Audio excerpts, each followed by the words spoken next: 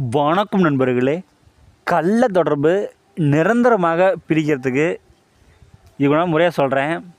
இந்த முறையை செய்துட்டிங்க அப்படின்னா நிரந்தரமாகவே பிரிஞ்சிருவாங்க. எப்பொழுதுமே ஒன்று சேரவே முடியாது. இதுக்கு என்ன செய்கிறீங்கன்னா, பச்சரிசி மாவும் மயான சாம்பலும் இரண்டும் கலந்து பாவை செய்யுங்க. ஆண் பாவை பெண் பாவை செய்து பிறகு வித்தியாச சக்கரத்தை பூமியில் வரைங்க. பூமியில் வரைந்து அதன் மீது இந்த பாவையை வைங்க. வைத்த பிறகு என்ன சக்கரம் கீழே வரைஞ்சிக்கிறீங்களோ அதே சக்கரம் ஒரு செப்பு தகட்டில் வரைங்க.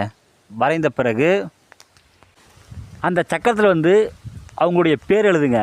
பேரை எழுதி இரண்டு பாவைக்கும் நடு சென்டரில் அந்த சக்கரத்தை வச்சுருங்க. வச்ச பிறகு பாவையின் மீது அவங்களுடைய அழுக்கு துணி அல்லது தலைமுடி, ஃபோட்டோ, காலடி மண் ஏதோ ஒரு பொருள் அந்த பாவையின் மீது வைங்க.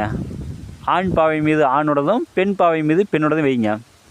வைத்த பிறகு பூ, பழம், தேங்காய், வெத்தலைப்பாக்கு, அவுள்பொரி, கடலை சகல படையலும் வைத்து கோழி பலி தந்து வித்தியாச மந்திரத்தை ஜபிக்கணும் அல்லது தூமாதேவி மந்திரத்தை ஜபிக்கணும். 1020 ஜபித்து ஒரு பாவை எடுத்துகிட்டு போயிட்டு தண்ணி பள்ளம் விடுது பார்த்தீங்களா, அந்த பள்ளத்துக்கும் இந்த சைடு புதைச்சிருங்க. இன்னொரு பாவை எடுத்துகிட்டு போயிட்டு பள்ளத்தை தாண்டி புதைச்சிருங்க. இப்படி புதைச்சிட்டிங்க அப்படின்னா அவங்க எப்பொழுதுமே சரி அவங்க ஒன்று சேரவே முடியாது.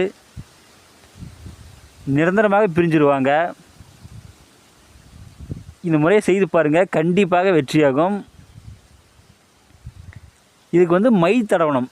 இந்த சக்கரத்துக்கு பாவைக்கு மை தடவுங்க. ஐங்காயம் தடவுங்க. அப்படி இல்லைன்னா கருமை தடவுங்க. இந்த மை தடவை தான் வேலை செய்யும். கண்டிப்பாக செய்து பாருங்கள், 100% வேலையாகும்.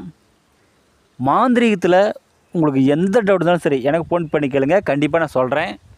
இந்த வீடியோ பிடிச்சிருந்தா எல்லாத்துக்கும் ஷேர் பண்ணுங்கள், சப்ஸ்கிரைப் பண்ணுங்கள். மேலும் அடுத்தடுத்து நல்ல வீடியோ நான் போடுறேன். நன்றிங்க.